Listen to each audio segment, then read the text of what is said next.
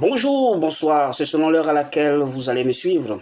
Bonsoir téléspectateurs et téléspectateurs. Aujourd'hui, nous allons parler du ministère de la femme dans l'Église. Son rôle, doit-elle prêcher ou pas? Alors, apôtre, parlez-nous un tout petit peu des événements actuels dans ce monde religieux. Qu'avait dit Jésus concernant ce temps? Jésus a dit, la séduction qui va venir au temps du soir, en ce temps de la fin, ne sera plus dans un bar, ne sera plus dans un parti politique, ne sera plus dans des ONG, mais la séduction que Satan va avoir pour séduire les gens et les détruire, ça sera à l'église. D'accord. Oui, pastoresse, quelle est votre question? Quelle est la sanction pour la femme qui prêche? Quelle est la sanction pour la femme qui enseigne la parole? Quelle est la sanction? La femme n'a pas le droit de prêcher. Et vous dites que c'est Paul qui a dit ça. Mais à la fin, il a dit c'est un commandement du Seigneur. Dieu va la mettre en enfer, c'est ça, non? Parce que vous dites que Dieu dit de ne pas prêcher, puis elle prêche. La Bible dit. Vous dites que Dieu dit de ne pas enseigner la parole de Dieu, puis elle enseigne. Qu'elle doit se taire, puis elle ne se tait pas. La Bible dit. Quelle est la sanction? Les mauvais esprits de l'enfer qui vous ont oint.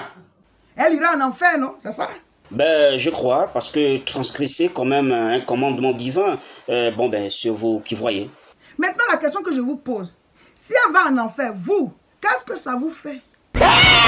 On ne va pas arrêter de prêcher la parole pour que le peuple soit édifié, pour que des vies changent. On ne va pas arrêter. Donc, laissez tomber. On va prêcher. On va évangéliser. Et à chaque fois que la femme n'est pas à la cuisine, il y a désordre. On ne va pas arrêter de prêcher la parole pour que le peuple soit édifié, pour que des vies changent. On ne va pas arrêter. Donc, laissez tomber. On va prêcher. On va évangéliser. C'est la délinquance pastorale.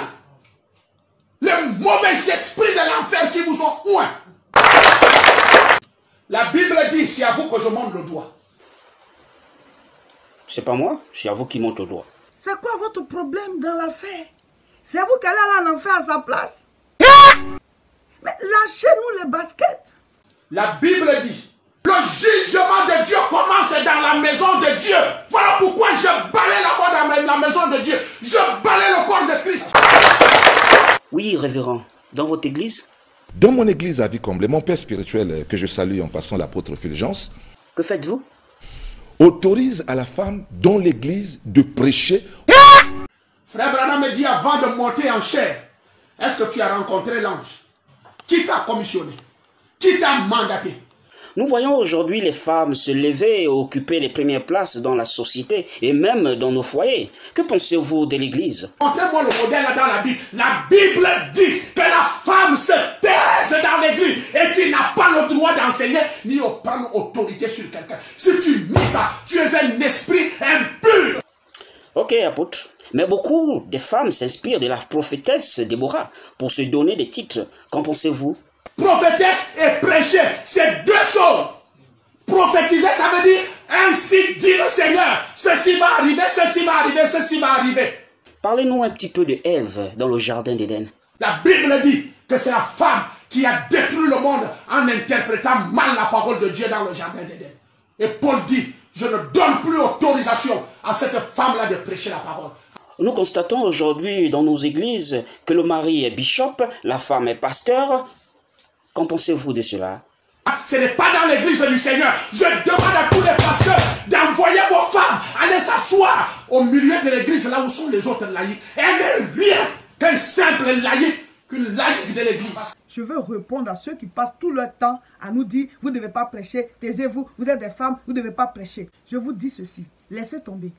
Laissez tomber, parce qu'on ne va pas arrêter de prêcher. On a beaucoup de souffrance, on a beaucoup eu la tort. Maman pasteur, prophétesse, moi aussi je prêche la parole. Moi aussi je vais prêcher à la cuisine. La place de la femme, c'est la cuisine.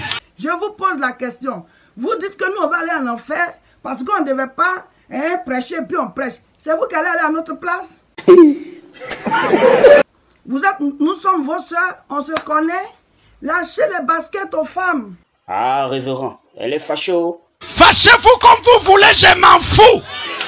Je ne sais pas à quel parti ma femme appartient,